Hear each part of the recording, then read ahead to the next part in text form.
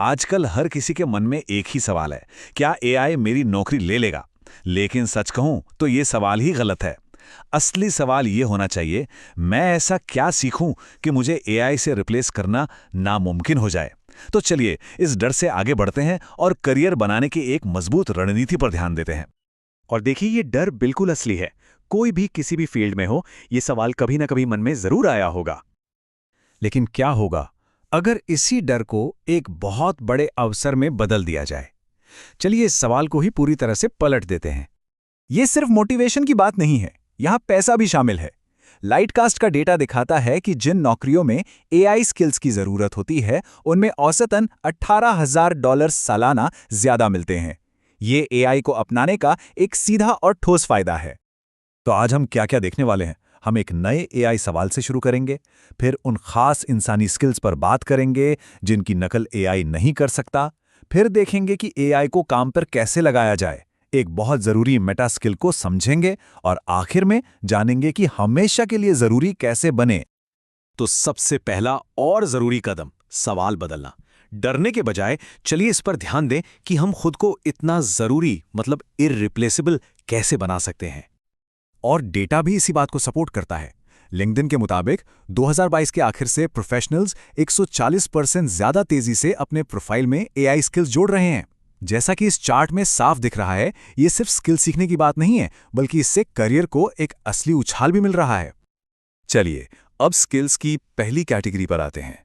ये वो काबिलियतें हैं जो हमें इंसान बनाती हैं और जिन्हें एआई अभी तक दोहरा नहीं सकता।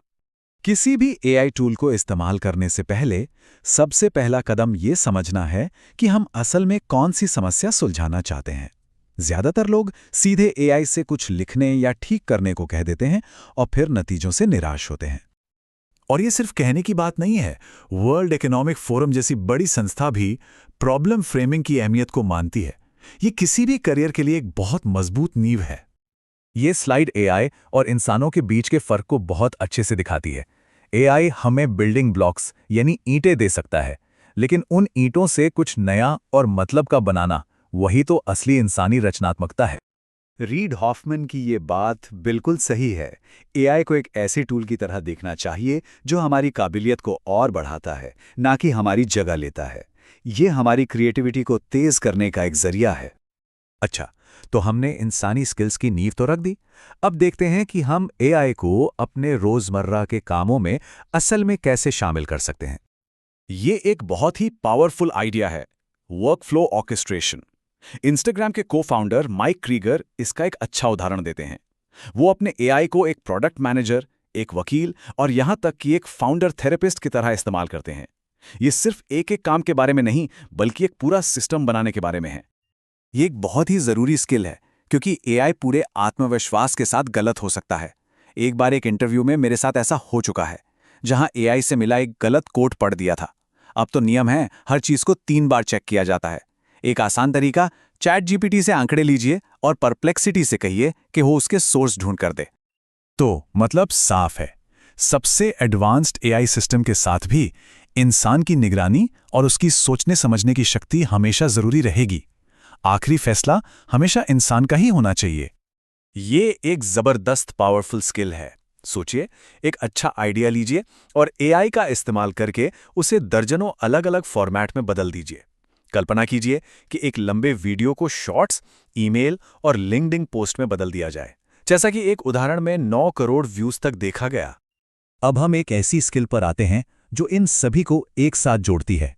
इसे मेटा स्किल कहते हैं, मतलब सीखने की कला। वो पुराना सीधा रास्ता अब खत्म हो चुका है। आज की सच्चाई ये है कि हमें जिंदगी भर सीखते रहना होगा और नई चीजों के हिसाब से ढलना होगा। जहां भी हमारा उत्साह हमें ले जाए, वही हमारा नया नियम है। मुस्तफ़ा सुलेमान ने इसे बहुत खूबसूरती से कहा है, ये सिर्फ सीखने के बारे में नहीं है, ये इस बारे में है कि कैसे सीखा जाए। एआई हमें आसानी देता है, लेकिन अगर हम मुश्किल चीज़ों से जूझने की अपनी आदत खो देंगे, तो हम अपनी सबसे बड़ी ताकत खो देंगे। चलिए अब इन सब बातों को समेटते हैं। ये 7 स्किल्स एक पूरा टूल किट है जो किसी भी करियर में लंबे समय तक टिके रहने में मदद करेगी। तो ये हैं वो 7 स्किल्स जिन्हें रिप्लेस नहीं किया जा सकता। प्रॉब्लम फ्रेमिंग, प्रॉम्प्टिंग और AI literacy, workflow orchestration, verification और critical thinking, creative thinking, repurposing और सिंथेसिस, और सबसे ज़रूरी लगातार सीखना और बदलते रहना। और ये याद रखना बहुत ज़रूरी है कि बदलाव बहुत तेज़ी से हो रहा है। 2030 तक आज की लगभग 39% मुख्य स्किल्स पुरानी हो चुकी होंगी, इसलिए एक्शन लेने का समय अभी है। तो हम वहीं वापस आ गए हैं जहां से हमने शुरू किया था, लेकिन अब हमारे पास एक नया नज़रिया है। अब हम जानते हैं कि हमारा शुरुआती सवाल ही गलत था। असली सवाल ये एक ऐसा सवाल है जो डर को ताकत में बदल देता है। अपने भविष्य का कंट्रोल अपने हाथ में लीजिए। इस हफ्ते कोई एक स्किल चुनिए, 1 घंटा निकालिए, एक नया टूल आजमाइए, बस शुरुआत कीजिए।